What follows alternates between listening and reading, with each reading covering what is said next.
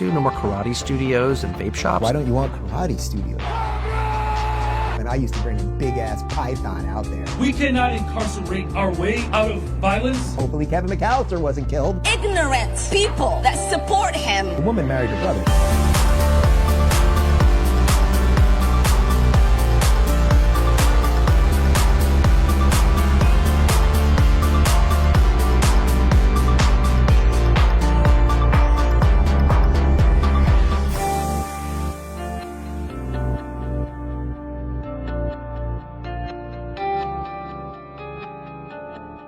All right, guys, I'm Dave Rubin. This is the Rubin Report. It is November 26, 2025. Tomorrow's Thanksgiving, so I promise I ain't gonna drub you over the head with too much political, cultural nonsense today. I'm talking like Jasmine Crockett right at the top of the show. Yeah, we're just doing a RubinReport.locals.com community Q&A. Little bit of politics, little bit of cultural stuff, some fun stuff, some food stuff, and all that. And more than anything else, if I leave you with anything today, is take a little time to get off this thing, enjoy the family, enjoy the friends, enjoy the food, be thankful that you live if you're watching this from America, or even if you're an American watching it somewhere else across the world. And even if you're not an American at all, but you like America, that this is the greatest freaking thing ever. And we have so much to be thankful for despite all the lunacy. And I know I will be spending some time being thankful for an awful lot, including you guys for supporting what we do here. So let's just dive right in. Jeff gives me an appropriate question to kick this off with. Jeff, what are your Thanksgiving plans this year? So we host Thanksgiving. I will be handling the turkey myself, which I quickly glanced at the questions. I will answer the how do you smoke a turkey question at the end. But we host this mostly with David's family, and he's got some great chefs. We are going to eat extremely well. I will definitely post some pictures of all of the stuff and the beautiful table that we set up. And we're very big on getting the house seasonally in order. So we're very Thanksgiving oriented right now. And we just rolled out of all the Halloween stuff. And it's just a long day of eating. We start with a butternut squash soup at around 2:00, and then we eat usually at about 5:00 or so. We'll see how long we can last at the table. That probably mostly depends on the kids. And we're not going to do we don't have too many football watchers around here, so there probably won't be any TV. I don't know. Maybe can we do Thanksgiving? Can we all jump in the pool on Thanksgiving? I guess we could probably do that. Maybe run around the backyard a little bit. Really, just kind of enjoy each other and enjoy the day, and go around the table and say what we're thankful for. If you don't do that, that's a good little tradition to have. Like, everyone should be able to come up with something. Brian says, I just watched Megyn Kelly's conversation with Erika Kirk.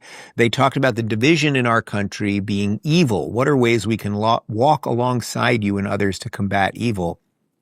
Well, first, I would say get some skin in the game. Speak up. Tell people what you think, especially to the backdrop of where you're watching this just before Thanksgiving. And I know most people don't want to do politics at that Thanksgiving table. I usually don't. But one way or another, it kind of gets there. That's the thing, is politics and culture have kind of collided, and politics and media have collided. Everything feels political these days. And if you don't want to necessarily talk about politics at the table, someone probably does. And you have to gauge how much energy you want to put into that. But I would say being forthright and telling people what you think. There's that great quote from Edmund Burke: the only thing that's necessary for the triumph of evil is for good men to do nothing. And I think that largely is what we see. Most people just, you just want to kind of get by. You don't want to ruffle any feathers. You don't want to upset somebody. You don't want to piss off your wife. You don't want this, that. And then evil spreads, because the people that are in it for the revolution, they're always out there, going for the revolution. And if more good people would just stand up, this is what I believe in. I'm for America. I can live next door to somebody who thinks some different things with me, but if you're proud to be in this country, if you abide by the laws, you can have your traditions, you can have all this stuff. Fight for it. So get involved a little bit. So I would say, if you're at the Thanksgiving table and it's coming at you, I know the inclination, right? Especially after the meal, you want to just undo the button and you just want to get up and give up and go lay on the couch. And believe me, I get it. And I will do some version of that. But if it's getting hot, push a little bit, not to be nasty, not to be mean, not to, oh, I'm right, you're wrong. But because otherwise, one of the things they did during COVID, or one of the things that went so crazy during COVID, was everything became so impossible to talk about because people thought it was literally a matter of life or death, that they stopped talking altogether. And even though I wouldn't want everyone to be talking about politics endlessly at the table, if you can't do it with your family and work some of this stuff through, then what are we left when it comes to like a national discourse? Rapsack says, "Hey Dave, I was just thinking about the future, about the other future possible government shutdowns. Oh, and there will be more. Wouldn't it be a sound idea for the Republicans to pass a law that allows all those affected to be able to take money out of their 401ks or government retirement funds to help during the shutdown without any penalties, and then allowing them to pay back the money into retirement funds without any penalties?" That's actually a great idea.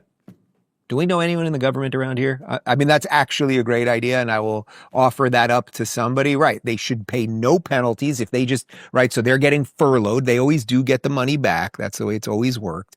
But for that temporary period, when somehow the politicians are getting paid, but they're not getting paid, could they at least take some money out of government-run retirement funds without the penalty? And then as the government reopens, they could put that in without penalty. That actually sounds like a great idea. I see absolutely no downside to do it. And I will think about who I can talk to about that. Nimbus. We love Nimbus. Nimbus says, "Do you think Jasmine Crockett will win the Texas Senate primary?" So, unless something has happened in the last 5 minutes, as far as I know, Jasmine Crockett is not necessarily running, but she has sort of floated the idea. She's a congresswoman from the Houston area, but there will be a Senate race in Texas, and she's kind of saying that she probably will dive back in. Oh, I see they're giving me some Polymarket numbers on this. So Texas Democrat Senate primary winner. So this is for the Democrat primary, not the overall winner of the Senate seat. James Tallarico at 50%, Jasmine Crockett's at 45%, Colin Allred at 29%. So I don't know much about the other two, so I can't really comment on them. Look, if this is the direction that Texas wants to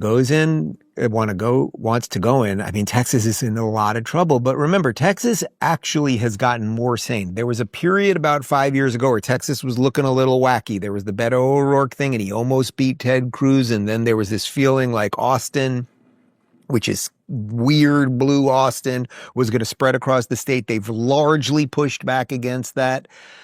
Will Crockett run? I mean, she strikes, if nothing else, besides an eyelash model, she is a fame whore. So I see it as sort of an AOC kind of thing. It's like, why not? What else are you going to do? So she'll strap on the eyelashes, she'll put on the fake accent, and she'll get out there and run. Will she win? I pray not, for the safety of the union and certainly for the sanity of the people of Texas. Let's talk about Noble Gold for a minute, and then we'll get to more questions on the other side. Guys, gold has officially gone mainstream. Every day, more and more Americans are discovering the power of gold. But how do you actually take advantage of it and invest in a simple way? Well, that's where Noble Gold Investments comes in. Their specialists are trained to help investors like you go from confused to confident. Whether you're looking to roll over your old 401k into a gold IRA or want physical coins and bars delivered right to your home, Noble Gold makes the process simple, secure, and stress-free. You'll get step-by-step guidance, transparent pricing, and U.S.-based service from a trusted team that's handled over $2.5 billion in precious metal transactions. With Noble Gold Investments, protecting and growing your wealth isn't just their job, it's their commitment. Visit DaveRubinGold.com to claim your free wealth protection kit. That's DaveRubinGold.com. Noble Gold, helping you build a stronger future. Olaf says, what is your favorite side for Thanksgiving dinner? Mine is apple cranberry stuffing with sausage. That actually sounds particularly good. Sausage, apple, cranberry. There's something going on there. I'm a stuffing guy. You know, I don't eat that many carbs. I'm basically off the sugar altogether. There is a local guy here at our farmer's market who every Thanksgiving we pick up the apple pie from and a pumpkin pie. I'm not a big pumpkin pie guy, but he makes a freaking killer apple pie. And he ran out even though we had pre-ordered them. And then he literally dropped them off at our house, drove all the way down from Fort Lauderdale. Great guy. Amazing pie. I will have a little sugar tomorrow. But during the meal, I'm a turkey. I like the stuffing. I don't need the mashed potatoes. I definitely don't need a salad. I'll have some, green beans or asparagus or something, and a generous helping of gravy and some cranberry sauce, and I'm good. But stuffing, I just love stuffing, really, because I don't eat that much of that kind of stuff. And we do smoke the turkey, so a lot of people, there's always the thing: do you like turkey? Do you hate turkey? Do you want to ban turkey? Do you do a Thanksgiving meal just with ham? Do you not? I'm telling you, if you smoke a turkey on a big green egg, we'll have more on that in just a second. Everyone's going to be happy. Glenn says, what do you think about the theory that Nick Fuentes is actually a leftist pretending to be what the left thinks a stereotypical conservative is? Honestly, I would believe anything at this point. Coming after a week of finding out that so much of the interaction on X is fake, which I've thought for a long time, and I'm always talking about the algorithmic tricks and the bots and all of that stuff, but finding out now for sure that so many of these huge accounts that were pretending to be American with 500,000 followers were actually Pakistani accounts. You know, just watching some of the infighting on the right that just felt so artificial. And as I'm always saying, you know, I talk to people in real life and people are good and decent and everything else. And then you talk to people online and all hell's breaking loose. It went from a regular mirror that was a reflection of us to a funhouse mirror that made us all look distorted. I would believe any version of that. If you told me this guy was a Fed, if you told me he was a lefty, well, he is a lefty in that he voted for Kamala and he hates Trump and now he's turning on, I don't know, it's all just dramatic drivel. Sarah says, hi, Dave. Do you have a favorite holiday? If so, what is it and why? Well, Thanksgiving's the easy answer because it is Thanksgiving right now. And I do love Thanksgiving because it's it's like, you know, you're just thankful and it's a lot of food, right? So it's easy. But my favorite holiday actually is Passover, because Passover, for any of you that have ever participated in a Passover Seder, you know, you sit around the table and you read the story of Passover. It's the age-old, eternal story of freedom, right? It's the Hebrews going from slavery to freedom and going to the promised land. And if you ask some people on the left where that promised land is, they'll be very upset. But it's the story that's told time after time after time after time. It's the story of humanity, right? Like how to fight oppression, how to be free, how to go out and be on the adventure of life. And there's so many little things in it. Like there's magical things in it that you may literally believe or not literally believe, like the splitting of the Red Sea. There's the idea that Moses, at the end, he leads the Hebrews out of Egypt and then he doesn't himself get to go to the promised land. Like there's multiple philosophic ways to think about it and talk about it and to just retell that story year after year. And you're supposed to have 4 glasses of wine, which I've instituted a little tequila thing in that, but yeah, it's pretty good.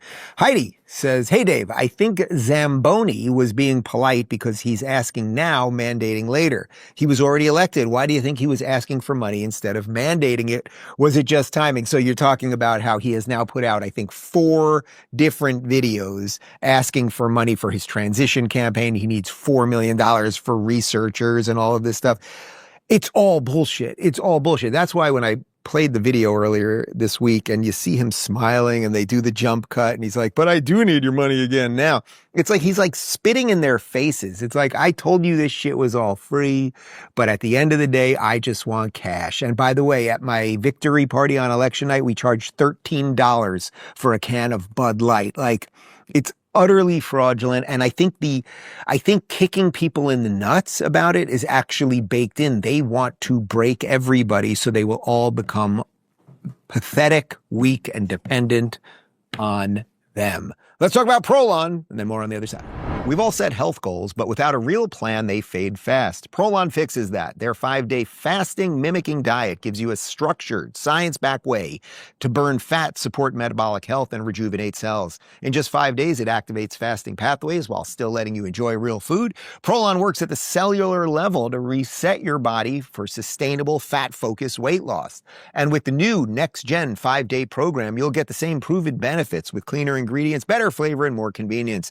Prolon's a plant-based program of soups, snacks, and drinks that nourish you while keeping you in a fasting state to trigger cellular renewal. Developed over decades at USC's Longevity Institute and backed by major medical centers, Prolon supports healthy aging, metabolic health, energy, skin, and appearance. For a limited time, get 15% off site-wide plus a $40 bonus gift when you subscribe to the 5-day program. Visit prolonlife.com/Dave. That's PROLONLIFE.com/Dave to claim your free discount and bonus gift. Colorado says, are there structures in place for the federal government to prosecute state governments who allow program monies to be directed towards terrorist organizations? Well, there's definitely law, like RICO laws and things of that nature. I don't know if you're talking about something specific right now, but I do think we are going to find out as time goes on, as things get exposed, and it's much more difficult in the day of the iPhone and everyone having cameras and paper trails and emails and everything else to hide things. I think we will find out more and more that a certain part of the Democrat Party, the progressive, the Hamas caucus, that these people are in bed with organizations that support terror. We know that. Like, there is just no doubt that that is what Rashida Tlaib and others are up to. And when they're out there chanting for, globalize the Intifada and River to the Sea and all of these things, that they're working with organizations that are flooding our streets with people who will be violent and all of this. So there are some levers that the federal government can pull. One of them, I think Donald Trump did this week, which is that he announced that the Muslim Brotherhood will now be considered a terrorist organization. Now, he did not include Qatar or Turkey on that, which is not great, but he did make some moves on that. And then you can start tracking where the money is going and figuring out who is involved and seeing, that's a little odd. How did that person there who works for CARE, who's involved in some of this stuff, and we know that CARE is connected to the Muslim Brotherhood, why were they having a sit down with Rashida Tlaib, and what did they talk about, and blah, blah, blah. So we will find out a lot more on that kind of stuff. Largo says, hey, Dave, if you haven't already answered this, I'd like for you to answer it now. Do you snore? And if so, how loud? Do you also talk in your sleep and sleepwalk? Would be funny if you did all three. That would be funny if someone did all three. That's a bit much. I don't. I have become, I'm very proud to say, in my old age here, I have become a very good sleeper. I can, at the end of the day, I can put my head on that pillow, and within 5 minutes, I'm out. As I've mentioned lately, 49 years old, going to pee around 3 a.m., got to deal with that. But then the second I get back into bed, I'm asleep again. So no, I'm not a big snorer. I'm a pretty good sleeper. I've become a good power napper. Give me 20 minutes in the afternoon, I'm thrilled. I love that little siesta. So no, I don't snore. I wish I had a funnier story to tell you. Elizabeth says, I understand the sentiment of the best way to combat bad speech is more good speech, but does there come a time when we should ignore and not platform certain beliefs? Or does that only add fuel to those spouting said beliefs when they claim their beliefs are being shut down because they're correct? I'm mostly asking in relation to the recent dramatic rise in anti-Semitism being pushed by certain conservative voices. Well, look, this is an interesting debate, and I've mentioned this many times. First off, if you have a show, I have a show. I'm my boss. I can platform who I want and choose not to platform who I want, and that's up to me. The idea that you have to platform everyone is kind of insane. If there's just people saying completely absurd things or going after you personally or your family or whatever, you just wouldn't do it. And we know that, if it's interesting. Fuentes has played an interesting game here because he's let's say 80% anti-Jew, 20% anti-black. If he flipped that, then I don't think Tucker would be into putting him on. So he's playing like a numbers game. How much sort of racism and trolling can I get away with this group versus this group? A little bit on the Indians, but there's like a weird tolerance thing that even people on the right can deal with, where if he was just screaming N-word, N-word, N-word, it would be completely radioactive, even though he says plenty of terrible things about black people. So you should be able to platform who you want. You have to decide what you want to do with that. But what I would say, and this is what I do say, is that I think it's incumbent upon me as an interviewer to find out what my guest is thinking. And I find the best way to do that. I'm not a particularly combative interviewer. I can be at times. When I had Piers Morgan in here, a couple weeks ago, the second half of our interview was quite combative. And then we shook hands at the end, and then he had me on a show the next couple of days. There's all ways to do it. But what I like to do is ask sort of open-ended questions that then, if I sense someone doesn't know what they're talking about, or they're lying or trying to manipulate the audience, you can feel it. Like, I trust you, the audience, and you can watch them kind of wrap the noose around their neck and kind of hang themselves. You really can. But I hold my job to be something that is, serious and important, particularly in this time, right? And some people are going to do it a complete other way. I think Tucker, we know when he wants to grill somebody, look what he did to Ted Cruz. Look what he did for years and years at Fox, always grilling leftists. He chose to glaze Fuentes, and you should make the conclusion on that. My conclusion is obvious, but you should come to a conclusion yourself. Like, at the end of the day, I want you to think for yourself. I don't need to think for you. So everyone has to decide what they think. Meemaw says, are you at all worried that Turning Point USA will start heading in the direction of anti-Semitism, anti-Israel sentiment, given the fact that Tucker is still one of their key speakers and makes his views seem cool to younger voters? I thought we were going to do less politics today. Okay. We'll do more turkey and tequila in a second. I am concerned about the direction that Turning Point could take. There was a video that was going around yesterday of Tucker on a podcast talking about how he hates Republicans and he doesn't want to support the Republican Party. And it's like, all right, well, what does Donald Trump think of that? What does JD Vance think of that? His son works for JD. Like, those guys are going to have to make some decisions as it relates to the direction of the party. But as for Turning Point, I would hope that Turning Point would honor Charlie's spirit. And Charlie's spirit was about freedom more than anything else. And Charlie desperately wanted a wide tent that welcomed all sorts of people in it. He didn't want America to be a religious theocracy. And I hope they will continue to honor that. My gut feeling is that it's going in a slightly different direction, but we will see, and I will root for a more positive outcome. Deplorable Denver Dave says, Dave, your new Copal is the best tequila I've ever tasted, but that's when I have it on the rocks. When used in a margarita, the excellent, distinctive Copal taste is more difficult to distinguish. Please comment. You say that you are now living in Sarasota in the free state of Florida. That's great. Well, Rumble's over in Sarasota. Maybe we will drink Copal together one day. But yes, what we created with Copal was I wanted to create a brilliant and exquisite and light and refreshing Reposado, aged 3 months, clean, and something that you didn't need to put all of the additives in. And you didn't need simple syrup, and you didn't need all of the stuff that people are putting in cocktails. I like just having a little bit of tequila, one rock, and sipping it. We had, it was Phoenix and Joseph's birthday over the last week. I had the team over. I was doing very, very simple watermelon margaritas with literally a splash of watermelon juice and a little bit of lime juice and tequila and ice. And that's it. And it was great. Was it great? It was great. Everybody was very happy. Now, your point is when you put it in a margarita, you're not going to taste it. Yeah, because we went with I wanted to create like a sort of refreshing flavor, not an overpowering flavor. And that is what we accomplished. And I'm so proud of that. And that's why the reaction to it has been so great. And we sold out again already. We'll have it again. We should be restocked in about 2 weeks. It's en route from Mexico right now. And then hopefully people will be able to get it before Christmas. But yeah, the thing is, that's why people, when they order a margarita at a restaurant, you rarely ask them for a specific type of tequila, unless you're like really a top shelf person. You're just like, oh, give me the house margarita. And they're putting kind of usually just base level kind of crappy tequila in there because they're putting margarita mix in there. They're hitting it with lime juice. There might be some orange juice in there or Cointreau, whatever it is. So the flavor of the tequila is not that necessary. So long story short, if you're drinking it on the rocks and loving it, that's the way I want it to be. And I'm thrilled to hear that. And if you're putting it in a margarita, it's still going to be great. But yeah, you're going to lose some of that flavor. That's just natural. Let's talk about balance in nature for a second, then a couple more questions. Getting enough fruits and vegetables every day can be tough. That's why I love Balance in Nature's fruits and veggies supplements. They make it simple to add a wide variety of whole foods to your daily routine, all in just a few capsules. These supplements aren't just convenient. They're made from 100% whole foods with no binders, fillers, or flow agents. Just 16 whole fruits and 15 whole vegetables that are freeze-dried, lab-tested, and packed with natural goodness. You can take them with water, chew them, or even mix the powder into your favorite food or drink. However you use them, it's the easiest way to get more real fruits and veggies into your day. Right now, you can get a free fiber and spice supplement plus 35% off your first order as a new preferred customer at balanceofnature.com. Just use code Rubin. That's balanceofnature.com, promo code Rubin. Akbosco says, do you think that Marjorie Taylor Greene or any other member of Congress deserves a lifetime pension after only 5 years on the job? I have been led to understand that she set her retirement date for 2 days after vesting that benefit. Wow, well, I did not hear that specifically. I'll take your word for it.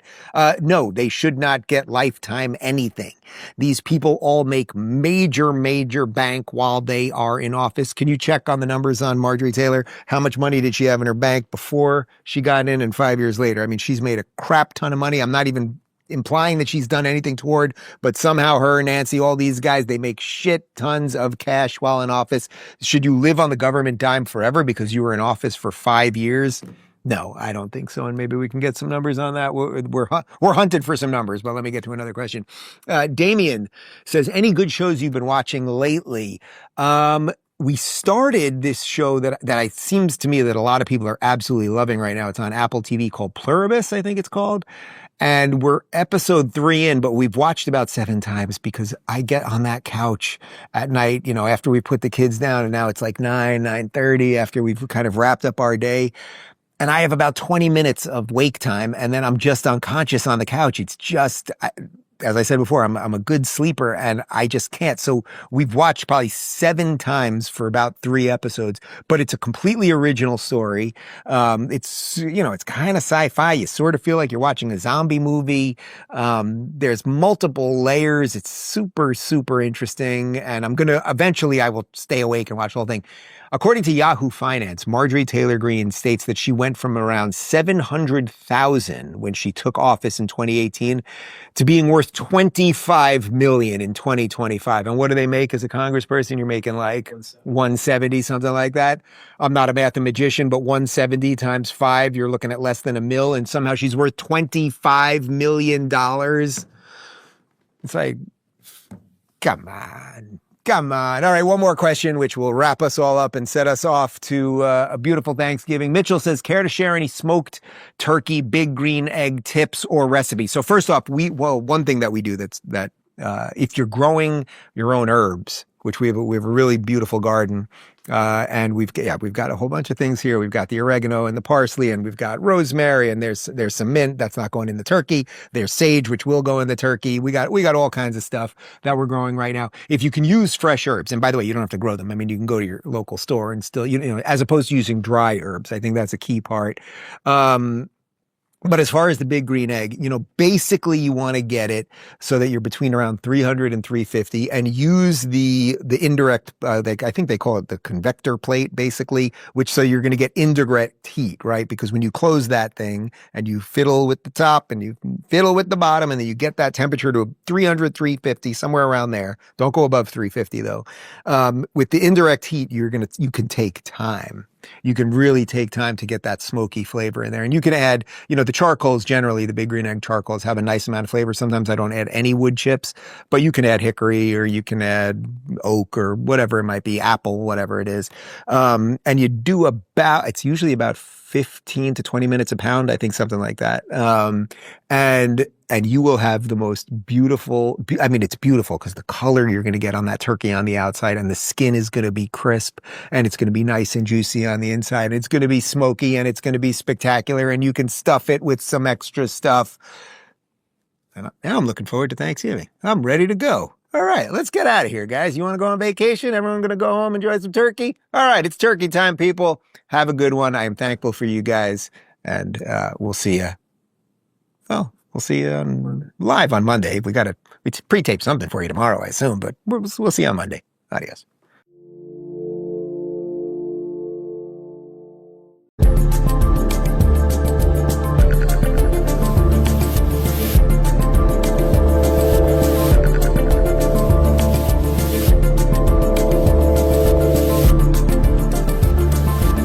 Previously on the Rubin Report. New York City, you're My offer is this, nothing. Democrats are caving to Donald Trump. I wanted to get stoned and play PlayStation mostly, or watch Billy Madison. And I'm angry all the time. I got a good night's sleep last night. Very exciting.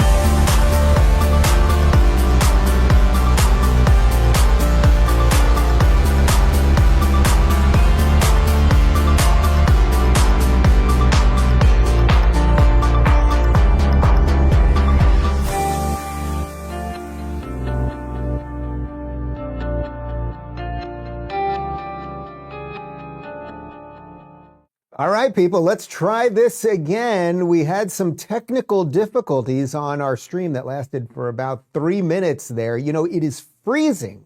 If you're a Floridian, you're freezing right now. I walked out, I was in sweatpants and a hoodie, had the hood over my head when walking the dog this morning. It's in the 40s. If you're a Floridian, that's freezing. There are iguanas falling out of the trees. They are not dead. They freeze because they're cold-blooded. They go unconscious. They fall into the street. If you are a nice person, you can move them to the side. Eventually, when it warms up, they will wake up. But apparently, the pipes that send us across the internet, they're freezing too. That's what we're dealing with over here. But I sound okay now? We're good? We're back? All right. Apparently, I sounded a little robotic or digitized or something. So let me just quickly repeat what I said at the top of the show moments ago. This is what Groundhog Day must feel like. Today is Veterans Day, and I actually did not even realize it until about an hour before the show today, because I wake up and I do the stupid scrolling on the Twitter machine and all that stuff. And in the old days, on Veterans Day, Memorial Day, MLK, Thanksgiving, Christmas, whatever, you'd see like a lot of people acknowledging the day, right? And now it's all devolved into just fighting and back and forth nonsense and doom scrolling and everything else. So I really did not even realize it was Veterans Day, which is one of the most important holidays that we have, because if it was not for the veterans, if it was not for those who serve, none of us we wouldn't be here. We wouldn't have the freedom to fight about nonsense all day long. And I say that with all due irony. So I thought one nice way to honor the veterans was with this very short quote from Ronald Reagan that I think gets it perfectly and succinctly. Some people live an entire lifetime and wonder if they have ever made a difference in the world. A veteran does not have that problem. So any of you who are veterans out there watching today, I thank you for your service. We are going to dive into all of the day's news, mostly about the shutdown, which is now over. Thank God. Oh, he raised the roof again. The government is back. Zippity dippity. Yes, we just needed a couple Democrats to jump over the aisle and open up the government, and it finally happened. Listen to this from Breaking Report. The U.S. Senate has officially passed the CR to end the shutdown, sending the bill back to the House. And why don't we name the Democrats who were so brave to jump across the aisle and open the government, do their job? It was Catherine Cortez Masto from Nevada, Dick Durbin from Illinois, John Fetterman from Pennsylvania, Maggie Hassan from New Hampshire, Tim Kaine from Virginia, Jackie Rosen from Nevada, and Jeanne Shaheen from New Hampshire. Here is Scott Jennings over on CNN trying to explain to this rather young Democrat pundit, whose name need not even be mentioned because you'll never hear from again, that this was all the fault of the Democrats. Scott, with all respect, you cannot put on the American people that Democrats were the one that were hurting people, making this plight. Who was casting the votes against opening the government? Democrats or Republicans? Who was casting the votes? Scott, who was wanting to cut SNAP benefits? Nobody. Republicans voted to fund SNAP 15 playing up times. SNAP benefits after 2 courts ruled that it was unallowed? Republicans voted to fund SNAP 15 times. Democrats voted to defund it 15 and you talk times. About the affordable, and we had to get 8 to join us. Health care. Oh, guys, I barely listened to that clip because I was told when we threw to it, that kid there is Michael Douglas's son. So I guess he's a Sirius XM host. Michael Douglas, who might be my favorite actor. Do you guys know that? Michael Douglas, I think he might be my actual favorite actor of all time. Used to work out at the same gym, Equinox, on the Upper West Side with him years ago. We had a couple nice interactions. So that lefty ding-dong is his son. Yes, oh, that's so disappointing. It all just sucks. Doesn't it just suck and blow? Oh, man. Well, anyway, the kid is a little confused as to what happened here because as Jennings points out, all they had to do, if the Democrats were so concerned about SNAP and they were so concerned about all of the government stuff, because there's nothing that they love more than the government, all they needed was a couple to jump across the aisle, which is what they did. And now, of course, we'll have more on this in just a second, the lunatics, meaning the AOC, moron Zamboni branch of the Democrat Party. Now they're going to try to take out anyone who decided to open up the government. Here is Jennings explaining to Abby Phillips, dim-witted Abby Phillips, that the government is going to open after the election. Of course, he did this on election night. Ding, ding, ding. How are Republicans going to use leverage in their fight with Democrats when the Democrats are actually the ones with the upper hand in the eyes of voters? Oh, I'm sure Democrats will be more than happy to open the government now. The election's over. I mean, part of the reason they shut it down was to get through tonight. I mean, I would suspect they'll be glad to open it up by the end of the week. Adam Schiff, he was like, hold the line. AOC, there's lots of rumors of she people said, wanting to open it. Look, I don't see what is the incentive for Democrats to back down when voters are basically saying Trump's not doing enough, it's the Republicans' fault, and then they basically handed the keys in this past election to the Democrats. Where's the leverage? Again, these are blue states electing Democrats, not a shock. Democrats clearly wanted this shutdown to get through Election Day. I do think they are facing pressure from their internal coalitions. The unions, the air traffic controllers, the government employee unions are desperate to get the government back open. They're feeling a little bit of internal heat. But again, the election's now over. I'm sure tomorrow morning phones will start ringing and it'll be open soon enough. This was a political shutdown, and that's what they did, and now we're through the election. Yeah, so that was on election night, obviously, and Jennings predicted it perfectly. Like, that is start right in the center, absolute perfection. They did this through the election, ginned up the base. But again, you can't look too much into the results of the election because it was just blue cities and states that went bluer. That doesn't diminish the disaster that is incoming in New York City. But it is not some giant bellwether for the country. As always, Abby Phillips, it's like she barely knows what's coming out of her mouth as she says it. And I don't know that more people were attacking Trump over this. And the Democrats did completely cave post-election. Here is Scott Jennings, though, explaining, and now this is from yesterday, here is Jennings explaining how the shutdown actually has exposed the failure of the health insurance companies, because there is something legitimate to talk about around that. This whole thing has exposed this outlandish money laundering scheme where your tax dollars go right into insurance companies and your health insurance never gets better, your health care never gets better, your health outcomes never get better.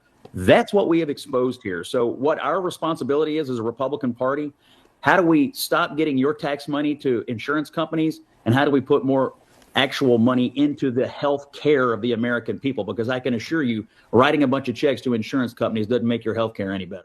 Right. So he's hitting a couple things there. I mean, first, he's broadly hitting like we should really be thinking in a new way about health care.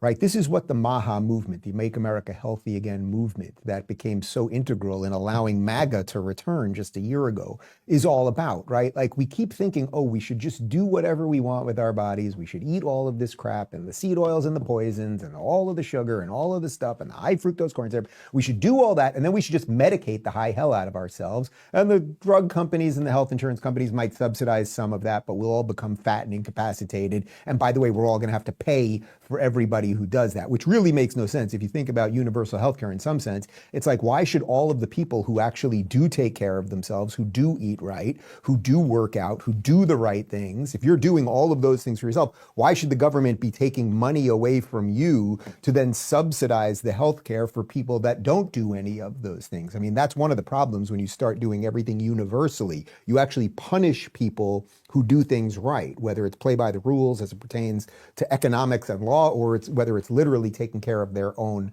lives. But he does make a broad point, which is that the Republicans should be now thinking about, okay, how do we rethink this thing so we stop taking dollars and just giving it to health care companies that don't make that the results of our healthcare does not turn out to be better or anything else. But the bumper sticker on all of this is that we didn't have the government for 40 days. We're all okay. Everyone's okay here. We didn't have it for 40 days, and it was all pointless. The Democrats who were screaming, this is going to kill people, people are going to starve, and blah, blah, blah. All they ended up doing by having these 6-7 Democrats jump across the aisle was signing a clean CR, which is exactly what always happens. So this was completely on the Democrats. I hate to say it, but Michael Douglas's son was wrong.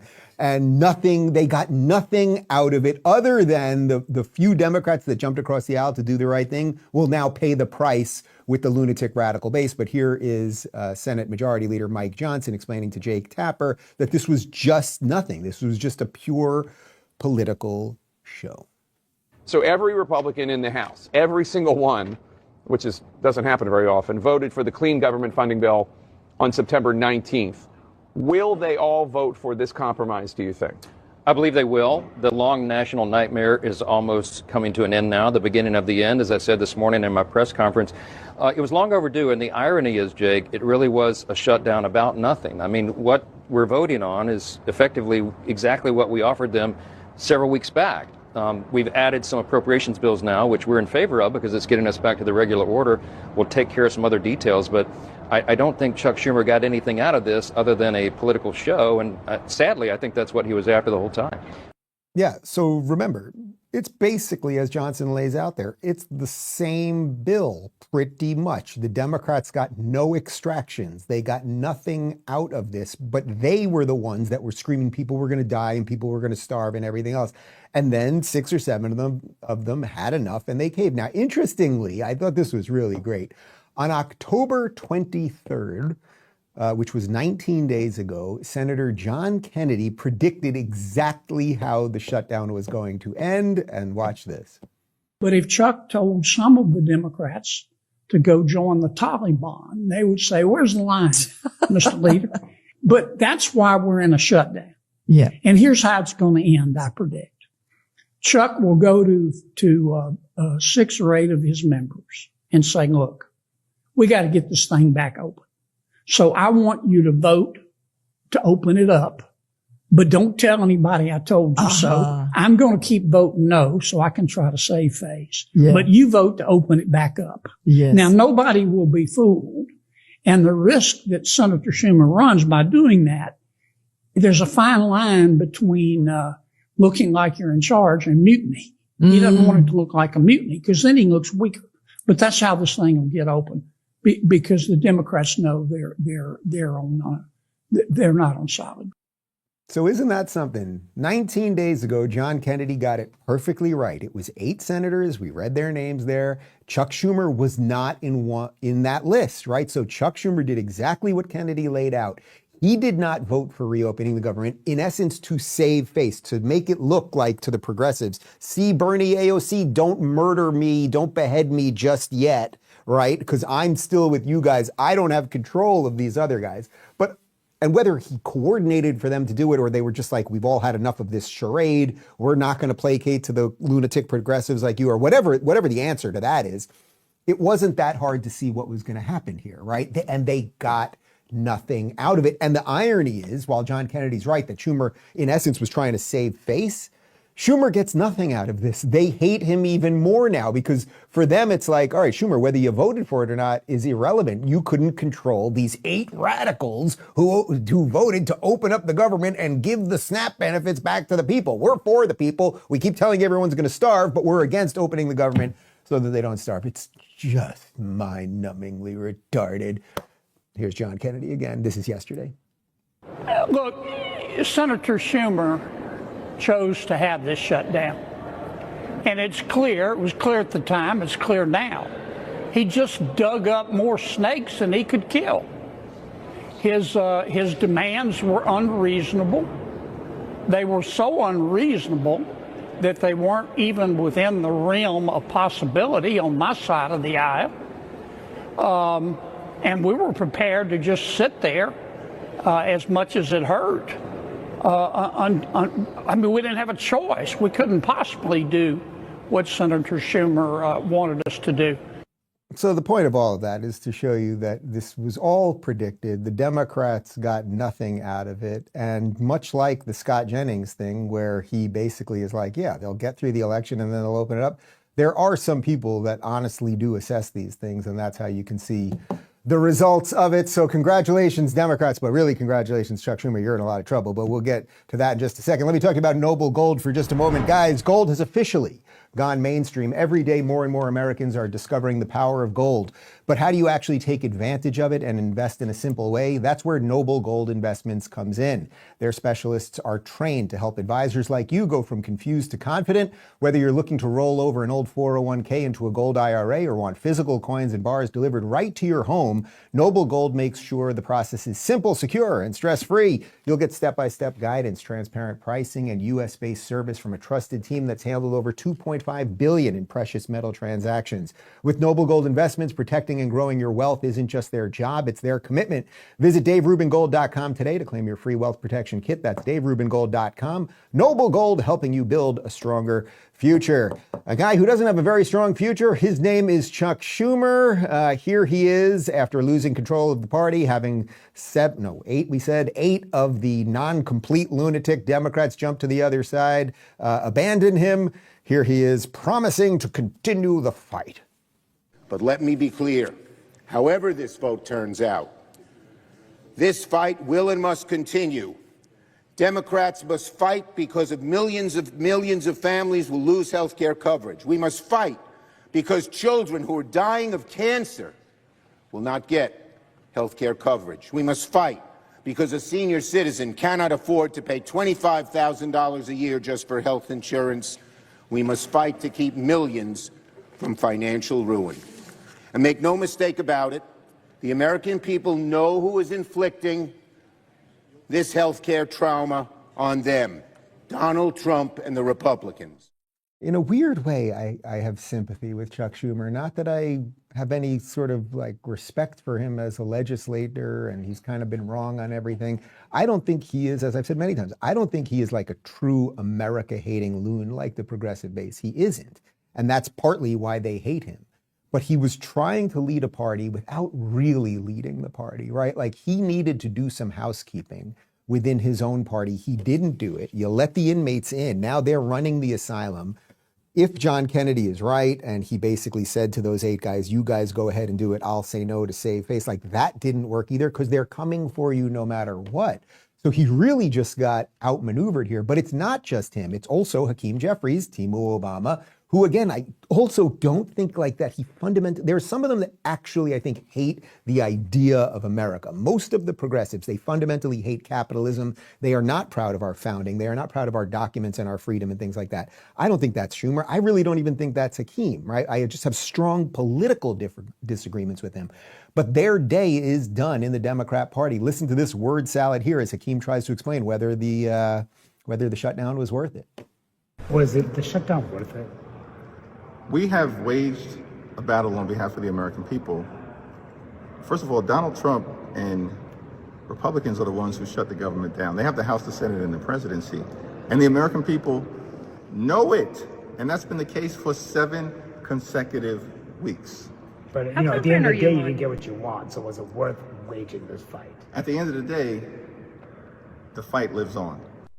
All right, well, the fight lives on, but I think it's not exactly the fight that you think. You think you're going to be fighting Trump now, but I hate to tell you, dude, you're going to be fighting the radicals of your own party. Who is one of those radicals? Well, she is 164th, 248th Native American. That is Pocahontas, Liz Warren. Here she is on November 7th explaining that Trump wants Americans to eat dirt. Then we'll flash forward to yesterday where Dick Durbin, one of those crazy 8 Democrats who decided to feed the hungry people, well, just watch. You know, the message to 42 million Americans from Donald Trump, eat dirt. Many of my friends are unhappy. They think we should have kept our government closed indefinitely to protest the policies of the Trump administration. I share their opinions of this administration, but cannot accept a strategy which wages political battle at the expense of my neighbor's paycheck or the food for his children. Listen, I don't have particular feelings towards Dick Durbin one way or another. Again, he's probably just like a neither here nor there Democrat who's mostly wrong on stuff. But again, like I don't think he hates America, but he's right about that. I don't know why he had to read a statement instead of just being able to say it.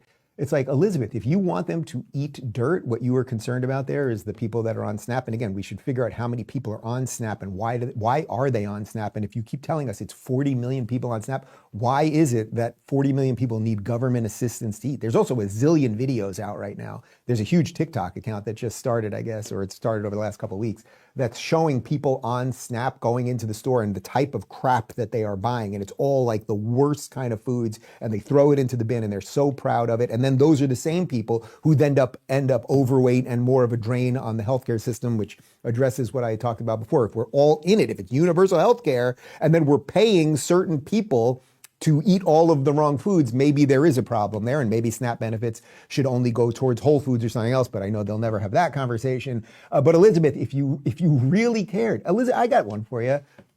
I posed this question on Twitter yesterday. I got some funny answers on this.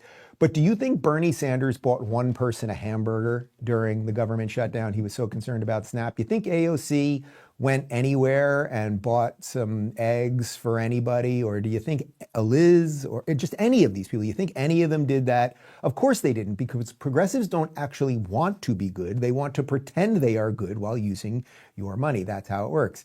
Here is Angus King, one of the senators who did jump the Schumer boat, explaining to Joe Scarborough that the shutdown didn't work and Trump now came out looking better.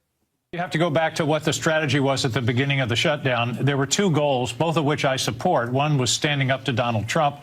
The other was getting some resolution on the ACA premium tax credit issue. The problem was the shutdown wasn't accomplishing either goals, and there was there was zero likelihood that it was going to. In terms of standing up to Donald Trump, the shutdown actually gave him more power, Exhibit A being what he's done with SNAP and SNAP benefits across the country. Oh, by the way, Joe, you're going to love this. Guess who's getting paid during the shutdown? Not the park rangers or air traffic controllers, the ICE agents. Well, I'm fine with ICE agents being paid. I'm showing you that clip to show you that even the Democrats who jumped ship, they're not that great. Wait, am I correct? Was he one of the ones that jumped ship? Or did I just make that up? I feel like I might have made that up. Did Angus King jump over? I might have literally made that up in the middle of the show. I normally, yeah. What's that? Did Angus King vote to end the shutdown? Was he one of the people that I read? This is a lot. We're doing a full on. No, he was not. Was he? He did. Oh, he did. Phew. Thought I completely made that up. He's an independent, and apparently he did. Okay, very good. Here is the most racist woman on television, although in a weird way, she's not talking about racism right now. Sunny Hostin over at The View explained that Republicans want to cut SNAP benefits, which means they want to starve people, and the Democrats caved. Again, Sunny, did you feed anyone during this? I don't know how much, can we find out how much Sunny makes a year? Did you donate $100 into buying a gift basket for a poor family? And of course, what's it really about for her? Schumer, he's not radical enough, and he is done. Let's be clear. The Republicans run the House. The Republicans run the Senate. The Republicans run the White House. The Republicans run the Supreme Court, as far as I'm concerned. This was a choice by Republicans to cut SNAP benefits. This was a choice by Republicans to cut ACA subsidies. This was a choice by the Republicans to gut the federal government and federal employment. Democrats had nothing to do with it. I want an opposition party. I think the Democrats caved. I think the Democrats let down the American people. And like you, Whoopi, I have absolutely no faith that the Republican Party will come to the negotiating table in good faith. You know, you do something like this, shame on you the first time. You do it twice, 3 times, 4 times, shame on me. Shame on the Democrats for even believing that the Republicans will, even vote on it. I think Chuck Schumer, his days are over. If he cannot keep his caucus together, he needs to go. He needs to be. They are all so angry. This is why you don't make politics the center of your universe, and you better believe in something else besides what's going on right now. Like, so freaking angry. But again, Sonny, what I would say to you is for 40 days, you guys complained that people were starving and SNAP benefits weren't being paid and everything else. So then 8 Democrats decided to open the government so that people wouldn't starve again. Wouldn't you be at least happy about that temporarily? Like say, okay, hey, the government is running again. Those people are not starving anymore. I mean, unless what really is going on here is it's all bullshit. It's all lies. Everything they do is based in fear and hysteria and everything else. But even putting that aside, I would welcome you the same question to Sunny Hostin. We're told it looks like about $2 million a year over there. I think her husband is worth $1 gajillion too. So you have plenty of money. I don't begrudge you any of that. But how about you do something for the people that are hungry? Like, could you do that yourself, at least temporarily? Like, you don't have to do it all the time, but when you're so concerned that the government's not feeding all of these people, could you maybe do a little of that? I am being told by Joseph right now that her husband is worth a cool $450 million, according to Yahoo. So I assume that means he could buy like a couple Happy Meals or something for these people. Alas, I'm going to guess she did jack shit. Here is Bernie Sanders, who is on, you might argue he's on the losing side of this, right? Because the progressives wanted to keep starving people and keep the government closed. But in reality, he's on the winning side because this is going to break apart the Democrat Party, and that's what he's long wanted as a socialist. So here he is going after Chuck Schumer, a man who, again, voted no on the freaking thing in the first place. But sorry, Chuck, you ain't saving face. Look, what you got right now, Chuck Schumer is part of the establishment. And I'm sorry to say that many people in the Democratic caucus are part of it. I would say we have 8 or 9 out of 47 people who I would consider to be progressives. So you can argue, and I can make the case that Chuck Schumer has done a lot of bad things. But I think getting rid of him, who's going to replace him? Who is going to replace him? The issue right now is doing primaries, getting people involved in the political process who are going to create a government and an economy that works for everybody, who have the guts to take on the oligarchs. So I think we need to take on the Democratic establishment all over this country. So you get it, guys. That's what this really is about. Chuck thought that he could just kind of feed them a little something. I'll vote no. You guys vote yes. We'll keep it on the DL. It's exactly what John Kennedy predicted, right? And he thought that might keep the wolves at bay. He thought that might keep the barbarians at the gate. But now the barbarians are in. And you are in a lot of trouble, man. But if Bernie is right about that they've got about, what did he say about, they've got about 8 of the like hardcore radical progressives in there and the rest of them aren't, and they're going to primary all of them. If he's right, then how about the majority of you Democrats? Again, who I don't agree with on most political points at this juncture. How about you guys get some balls and start pushing them out of the party instead of just letting them push you out of the party and going full communist? How about you guys get some balls? That would be my recommendation to you, although I doubt you're tuning into the Rubin Report to get my political procrastinations. Let's talk about Morgan & Morgan for a minute, and then we will talk about the new presumptive leader of the Democrat, and he is a cold-blooded lizard himself. I'm not talking about the iguanas falling out of the tree, although he is at least partially related to them. If you've ever been seriously hurt in an accident, your injury could actually be worth millions, and most people have no idea. Insurance companies love to lowball claims, offering way less than what you deserve. That's why there's Morgan & Morgan, America's largest injury law firm with over 1,000 attorneys across 50 states. They've been fighting for people for more than 30 years, and they don't settle for lowball offers. Just recently, they won $12 million in Florida, $26 million in Philadelphia, and $6.8 million in New York, all way above what insurance companies offered. And the best part, it's completely free unless you win. No upfront costs, no hidden fees.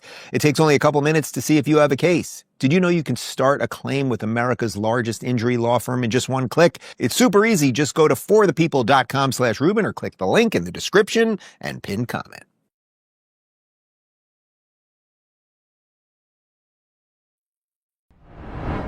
Okay, so a little continuation of where we left off there. Here is Bernie waving his arm. He's very Bernie Sanders in this clip, I warn you in advance. And he's telling everybody they want more morons and bonies. So what we have got to do is go above and beyond what happened yesterday, that terrible, terrible vote, and understand that, yes, you have parts of the Democratic establishment who are way, way out of touch with where the American people are or where we have got to go.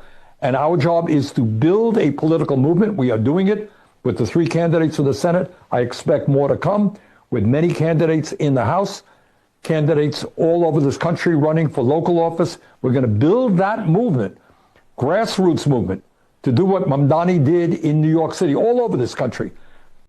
Well, there it is. That's what we're going to do. We're going to primary all of the moderate people. I'm not a Democrat. I caucus with the Democrats. The Democrats actually should have kicked me out a long time ago because I was here only to destroy the country. By the way, I've never passed a serious piece of legislation. I've been in the government for 40 plus years. Yes, I'm a millionaire with 3 houses, and I used to rail against millionaires all the time. But now I'm a millionaire, so I rail against the billionaires. You see how it goes? But I'm telling you what I'm going to do. What I'm going to do is I'm going to do the thing that I said, which is primary all the people who love America, who like capitalism and stuff. Ugh, God. We put this little image together because the Democrats are really going to have to figure out what to do, and I think we can illustrate it quite effectively here. So 3 points for a great Democrat leader. You're going to have to toe the DNC line. Now, the DNC line is a little hard to figure out what it is, because is it anything of the remaining moderate? Probably not. It's probably someone that just wants to govern as a giant, pandering, big government, flanky, floozy, who's destroyed virtually everything. And there we have a picture of smiling Gavin Newsom, so that seems like it makes sense. You have to be presidential. Well, I will give him credit, using the aborted babies that he puts in the grinder and then uses them as hair gel. He does look presidential. And can you put the image back for just a second? Pushes radical policies with a smile. I mean, that is Gavin Newsom more than anything else. So now let's dive into where Gavin Newsom is at with things. He went on CNN and talked to Jake Tapper, and Tapper asked him if Prop 50, where he zoned California so that it will become even more of a Democrat supermajority, if that really is about him potentially running for president. Prop 50, whether that was part of a longer-term campaign for you, because obviously you have acknowledged you're thinking about running for president, possibly in 2028. You haven't made any decisions. You're focused on the midterms. I know everything you're about to say. But whether or not the decision was influenced by that at all, what about the response to the decision? Has that changed your calculus at all? Because it does seem like Democrats see fight in you, and a lot of them seem to be, at least the ones we just saw upstairs in Texas, like the fight. I mean, Congressman Al Green introduced you as a future president of the United States. Very generous words. Look, with humility, let me say two things. I disagree marginally with the premise of your question. This is the Election Rigging Response Act. This was not a fight we chose. This is a fight we felt was important to fight. Proposition 50 was never on the docket. It was not part of the agenda. For me, though, it goes back further. It goes back to the federalization of the National Guard. God, he is, just horrible with this guy.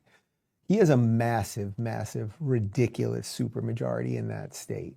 He has caused businesses and people to flee. Nobody is like, I'm going to move to California to start my dreams. Like some people, I guess, still move there because the weather is still okay if your house isn't burning down because he can't manage forest fires or whatever.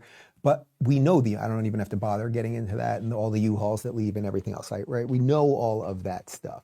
But him implying that if he did Prop 50 because he's trying to save America, right, guys? It was Texas. I'm not even defending redistricting at all. I'm not defending gerrymandering. I'm not defending anything that Texas did or didn't do or anything else. But his basic position is, I will save democracy by destroying it. The ends justify the means. And do you think he is really going to save democracy? Just listen to the hysteria. This is all the hint you need to know that he is going to run for president. It's not about the rule of law anymore. It's the rule of Don. He's picking and choosing, deciding which court decisions he agrees with. He's quite literally running an extortion racket.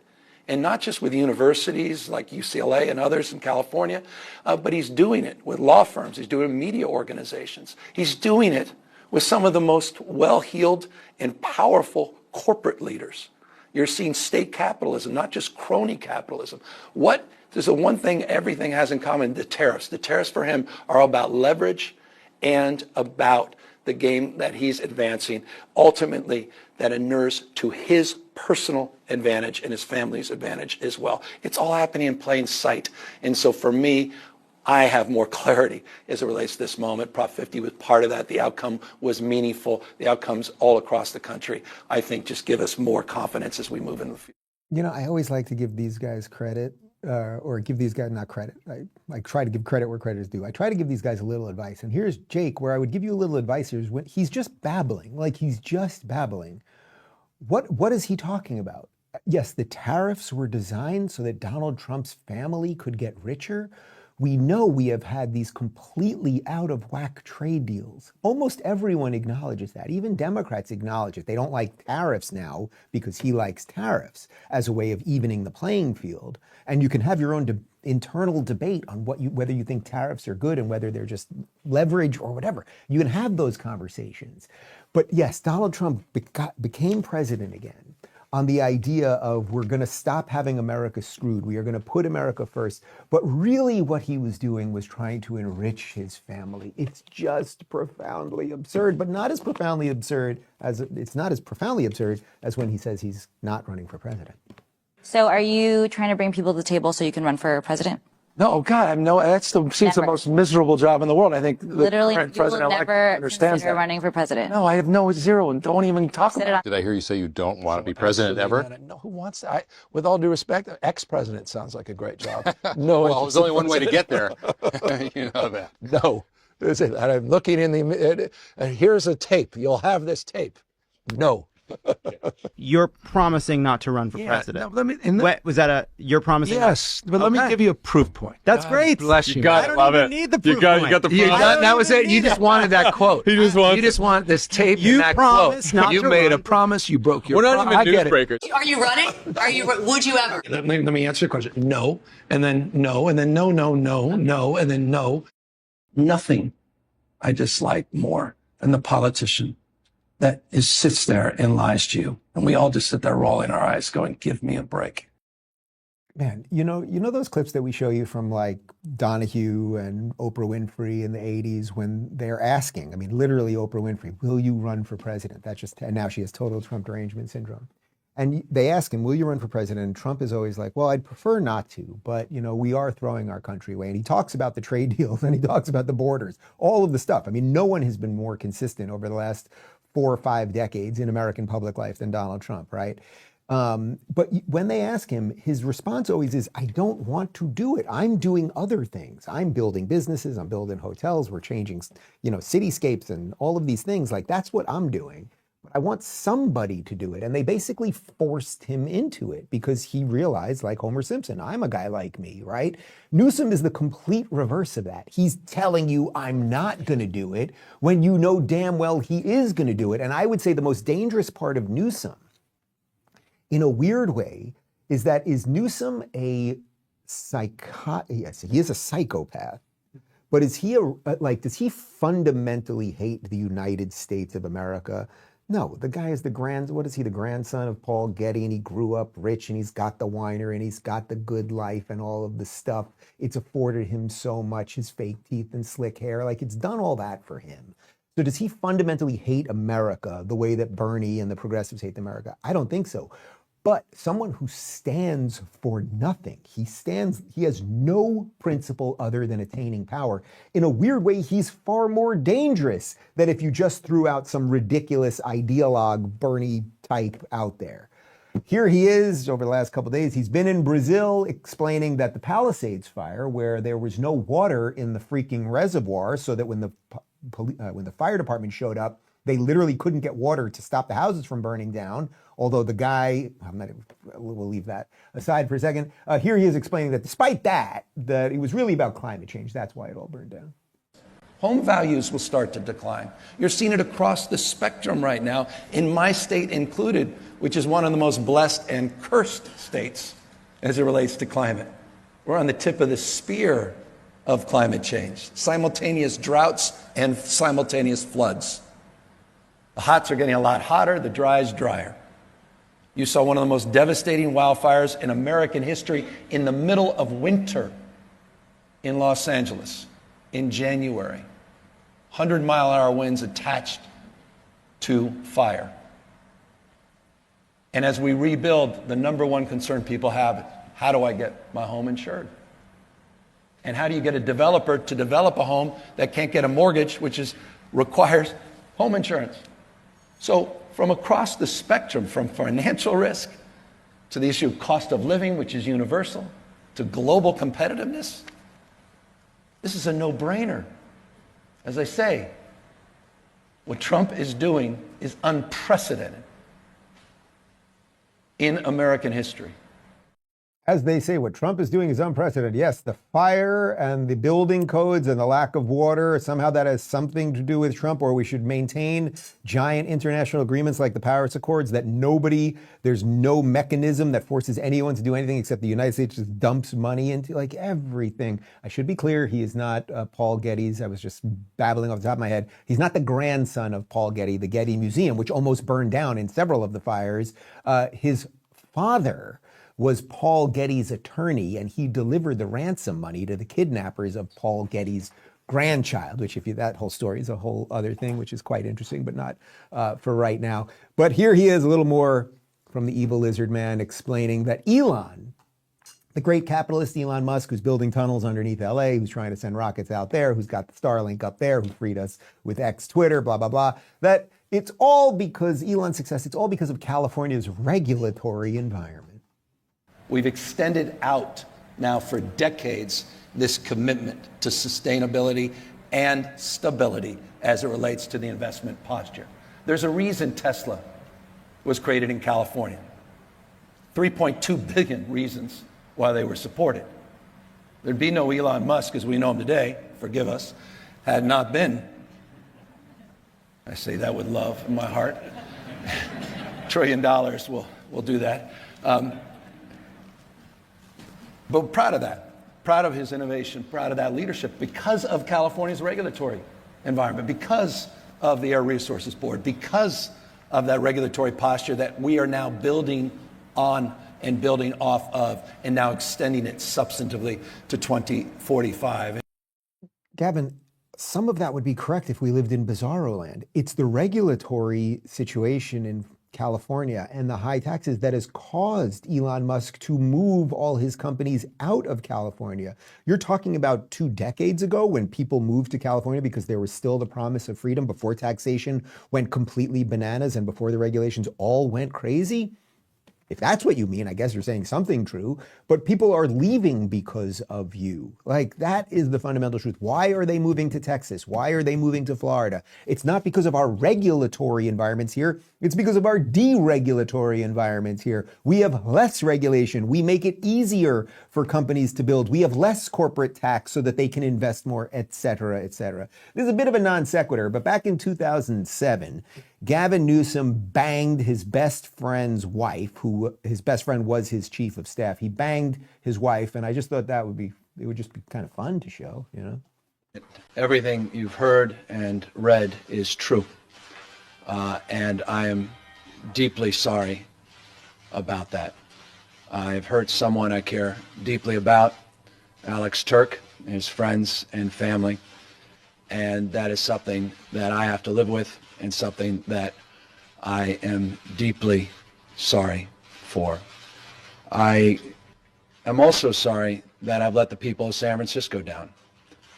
They expect a lot of their mayor, and my personal lapse of judgment aside, I am committed to restoring their trust and confidence, and will work very hard in the upcoming months to make sure that the business of running the city is framed appropriately. That one was really just for me, you know what I mean? But think about what a scumbag. Like, it's one thing to cheat, right? It's one thing to cheat when you're married, but to bang your best friend's wife. Like, you guys are pretty good friends, and you're not even married, but if he banged your girlfriend, would you still be friends? He would not show, oh, wow, Connor, dropping the hammer. You steer clear. Let's talk about Chef IQ for a second, and then we'll go to whatever the Democrats have left. Cooking Thanksgiving dinner is high stakes. It feels like one dried out turkey can ruin the whole day. That's why I love Chef IQ Sense. This wireless cooking thermometer takes all the guesswork out of holiday cooking. The USDA says turkey needs to reach 165 degrees to be safe. Your eyes can deceive you, but Chef IQ Sense makes sure that you hit that perfect temperature every time. It couldn't be easier. Just insert the sensor, tell the app what you're cooking, then sit back and relax. Chef IQ Sense tells you when to flip, when to take it off the heat, and even how long to let it rest. Basically, it's like having a personal chef watching the stove so you can actually hang out with your guests. No more oven peaking, no more dried out turkey, just perfectly cooked meals every single time. And it's not just for turkey, it works for steaks, chicken, fish, whatever you're making. And right now you can get 30% off site-wide with code Rubin at chefiq.com. That's chefiq.com, promo code Rubin. Connor just choked out Joseph. That was a total joke, man. I have no evidence to think that, and you're not even married yet. Joe Biden was the president before this. He obviously was not in charge of anything. There was an auto pen doing a lot of it. He got a soft coup, blah, blah, blah, blah, blah. But only a year and a half ago, he was running for president, and they were all pretending that it was going to be possible that he would not only be president right now, but for the next 3 years. Think how absolutely insane it is. He showed up yesterday at a restaurant. And tell me if this man you think could have been president right now. It's quiet. I miss you.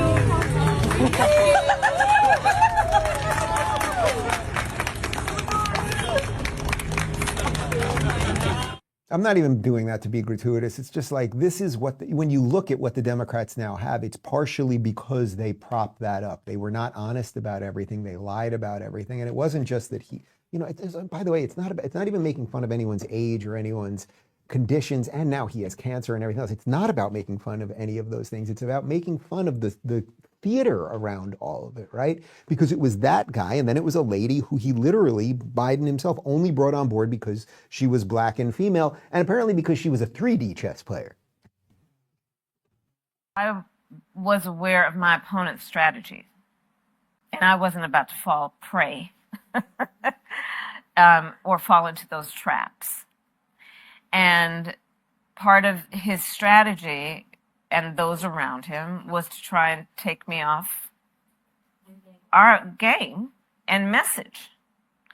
And I wasn't about to be distracted by those flames that he was trying to throw to get me away from my highest priority, which was talking to people about the economy and their well-being in terms of their financial well-being. And so I understood the game that was being played. And I made a decision that I wasn't going to get played. And Is she the president? Because I'm pretty sure she's laughing at the wrong point there. So again, it's just more nothingness with her, which I just put out there to illustrate. They just don't know what they are going to do right now. But a party that doesn't know what it's going to do, whether it's Dementia Guy or her or Otto Penn or Timo Obama or Schumer is on the way out. What this is rife for, and this is the warning here, what this is rife for is for the radicals to take over, which is exactly what Bernie says his plan is. So now let's jump back to Timo Obama. Here he is on with Kirsten Welker on MSNBC, and she's wondering if Mamdani, if moron Zamboni, can deliver on his promises. And you can see he doesn't, because he doesn't really believe in him. He doesn't really want it to happen, but he does not know what to do. So frozen rent, free buses, universal child care. Do you believe that he can deliver on those promises very quickly, Leader Jeffries? Well, he's going to have to work with the Rent Guidelines Board and probably more importantly with the governor of the state of New York and the state legislature in order to enact those proposals. But it's all centered around the notion of making New York City more affordable, which is, of course, what we have to do throughout America.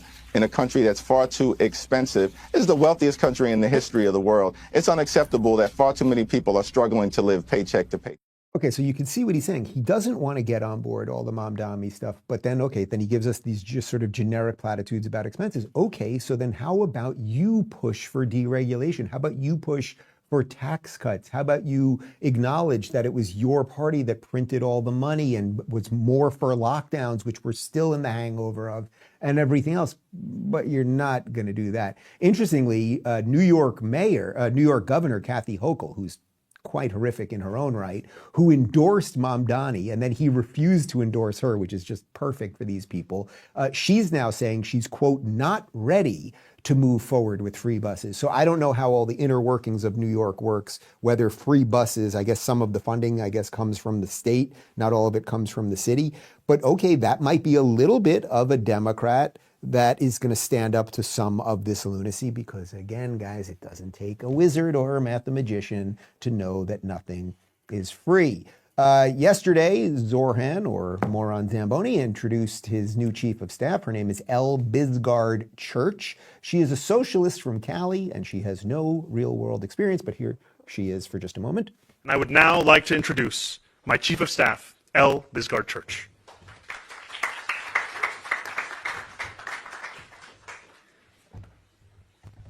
All right, great lady, seems nice. That's just fine. We have a little info on Mrs. Church.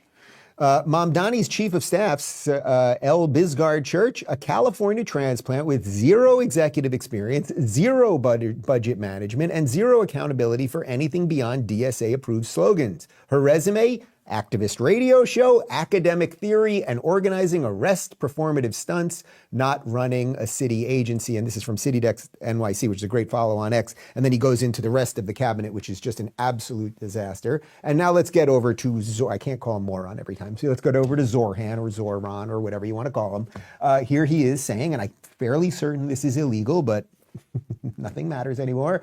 Here he is explaining that the NYPD will not work with ICE because he wants New York City to remain a sanctuary city. What I will continue to do is be someone who will stand up for New Yorkers when Donald Trump is seeking to fulfill his promise to create the single largest deportation force in American history. And my NYPD will continue to not be of assistance to ICE whenever they are trying to terrorize New Yorkers across the 5 boroughs. Okay, ICE isn't trying to terrorize anyone. ICE is going after illegals who are not here legally. It's in the word legal and illegal. It's all there, right? And they're removing those people from the United States who should not be here. If you live in New York City, you really should leave if you're decent. I know it's not fun. I would also recommend watching Fiddler on the Roof again, and watch at the end of Fiddler on the Roof. When it's time to go, and you can find greener pastures. That's the story of the Hebrews. They don't like the Hebrews very much, obviously. But sometimes when it's time to go, it's time to go, because you don't want to be there when the Cossacks or the Marxists or the et cetera has come. But it's not just moron Zamboni that's terrible. They've also got Lady Eyelashes, Jasmine Crockett, and well, to Bernie's point, they want some more crazy people to run. Well, she's considering running for Senate in Texas. So I got to ask you, because your name has been floated all over Washington, D.C., and I'm sure all over Texas as a potential U.S. Senate candidate. What can you tell us? Yeah, I am considering it, is what I can tell you. I think that we're living in unprecedented times, and I think an unprecedented candidacy is what we need to do in Texas if we're going to do something different. And so I think when you're talking about how expensive these races are, starting with someone who is known and has a brand that doesn't take from anybody, I think being a fighter for the people is what people are looking for. That is where we are at in politics, guys. Why is she going to run? Because she's known and she has a brand. Does she have any of the right ideas? Has she accomplished anything in her life? Much like Zamboni, has he ever done anything other than run and win? Can he accomplish anything? But he's got a brand, and it's a slick brand, and she's got a, I'm telling you guys, I'm going to be for Florida secession. Like, there's just no way around it at this point. But if you want to see just the level of patheticness around the Democrats, I'm always looking for I always keep saying I'm looking for the lefties online, like who are the pundits online, not just the generic CNN people. There's this woman, Stephanie Miller. She's been a lefty progressive radio host for decades. I think I did her show way back when I was a lefty, probably over 10 years ago. This picture came out of her. She's kissing Jasmine Crockett's feet. But I'm told we're in a cult. We're the ones in a cult. Here's Trump on Crockett. This Crockett, this is a very low IQ person. And I look at somebody that comes from Somalia where they don't have anything. They don't have police, they don't have military, they don't have anything. All they have is crime. And she comes in and tells us how to run our country. The Constitution says this, the Constitution, the whole thing is crazy. All right, so it was a little bit of a strange segue that he did there. He's talking about Crockett, and then obviously he's moving on to Ilhan, but it shows just the radicalness of the party. So I didn't want to end the show on that. I wanted to end on, okay, so what are we going to do here, right? Yesterday I talked quite a bit in the middle of the show about that there's been some craziness on the right, and I think good people, I think most Americans are good. I think it's at least 80% of us and we get lost in the battles, and I include myself in that. It's all of that, right? But most of us are good and decent. Most of us want to live with people who are a little bit different, and we can disagree on the issues and all of that stuff. So that's why, actually, keeping MAGA together is so important. So I want to show you this video. This is Cheryl Hines, who, of course, you know as Cheryl David from Curb Your Enthusiasm, but she's been an actress in Hollywood for years. She's also happens to be married to RFK. So these were people that were hardcore Democrats, right? She comes from Democrat Hollywood. Bobby Kennedy, his name's freaking Kennedy, hardcore Democrats. Well, she's on a book tour right now. I think we're going to have her on the show in a week or two. And she went on Bill Maher's Club Random podcast. And here they are coming to agreement about a man that they both hated probably 2 years ago, Donald Trump. Again, one good thing about Trump, he really, really does not like war. Which I love that about him. I kind of do, because I don't want war either, and most of them are unnecessary. Agreed. I mean, he took a long time when I had that dinner with him talking about the pictures he sees coming from Ukraine, the stuff that doesn't get out on the news. It's like raw footage of bodies in the field. Yes. And you could tell it really moved him. He's like, I do not want to see this, and I'm the kind of guy who can fix this, at least. He's never not going to be Trump. So, of course, he's like, I solved 9 wars. And, okay, even if it's half that, it's still good that we're solving them and not starting them. That's the thing that I find that I really like about President Trump when he talks about wars and talks about Ukraine. And he talks about Ukraine and Russia, and he will say they're losing people on both sides. So I'm not just playing that clip because it's given Copal a nice little shout out. That is a bottle of Copal right there. I'm playing it because, look, these are two people who are not really in Trump's camp, right? If Trump was running again, he's always threatening to run again. I still don't know if Bill would vote for him, right? But what Bill's saying is he does not like war. He actually is affected by those images. We are wrapping this stuff up. And then he's saying, he's still jokester and ego and whatever. And there you have Cheryl, who I have no doubt, I've heard her talk about it actually, and I will ask her about it, who has lost friends over her husband joining scary Donald Trump as he now tries to solve autism and as he tries to get, dyes out of our children's cereal and everything else. Here they are a little bit more on the human side of Trump, which you don't get to see that often. Somebody was just asking me about when I met him, what surprised me the most. And I said, I was surprised that he really likes to listen to people. He's very curious in what They you have to say. hated when I said that. Again, because I'm just telling you what happened. What, should I lie? I guess so. I guess right. that's He what they kicked want. me in the balls Yeah. under the table. And then Like I knew he would. He threw the spaghetti against the wall when I raised the subject of tariffs. No. No. Mentioned it again, they hated me for it, that as opposed to so many important people I've met who, when you talk to them, you don't feel like they're really listening. They're kind of like, you know what I mean? And then when they answer you, it doesn't quite track, They're just waiting for their turn to talk. Yes, or they're just on a different level. I mean, these are show people too. I've had that. But I didn't get that with him at all. No. I got a guy who looked in my eye, was listening to what I said, waited until I finished. Again, this is someone that you might have said 5 years ago had Trump derangement syndrome. And Cheryl, who would have never said anything positive about Donald Trump. So what does that tell you? And by the way, that tracks, he said the word tracks, that tracks exactly with my experience when I've now met him a few times, but the first time, particularly when I met the president, and he was interesting and he made eye contact and he listened and he asked questions and all of those things.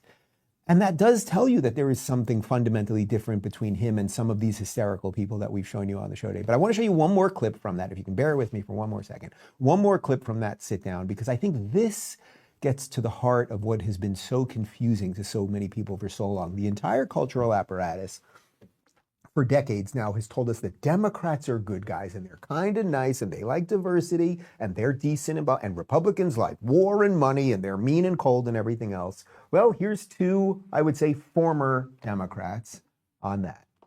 The Republicans have been very kind to me from the beginning. Even from the beginning when Bobby was running as a Democrat, they weren't mean. No. And they never have been. No. And I can't say that for the Democrats. I agree. And it's sad because it's not the Democrats we grew up with. Right. Yeah. And that's the difference that people don't, I think, see. They're like, why did you turn on the Democrats? Well, first of all, I didn't. Like I said, we voted for the same person. But I'm not going to pretend I don't notice how different they are. Yeah. How mean they've become. All right, so now I want to show you, and you've seen this clip before, but this is a great illustration of why everyone thinks politics is about policy or something. You have to drug people over the head with charts and explanations and everything else, but it actually is quite human, because what Bill is saying right there is that over time he realized that these Republicans weren't that bad, and Cheryl saying she was kind of surprised that the Republicans were welcoming to Bobby. And you may remember a couple of years ago when I had Bobby on the first time, and we had never met in person before. It was the second we went live on camera was the first time we met. And by the end of the interview, even though we disagreed on many things, many different things, including affirmative action and much more, and we debated it, I said to him, I don't know if you'll be a Republican by the end of this thing, but I know you won't be a Democrat. And you could see his eyes light up. Well, now I want to throw back to October of 22, when I sat in that very chair, although they were organized a little bit differently, that Cheryl was in right there. And I told Bill exactly that about how kind Republicans, really MAGA, can be.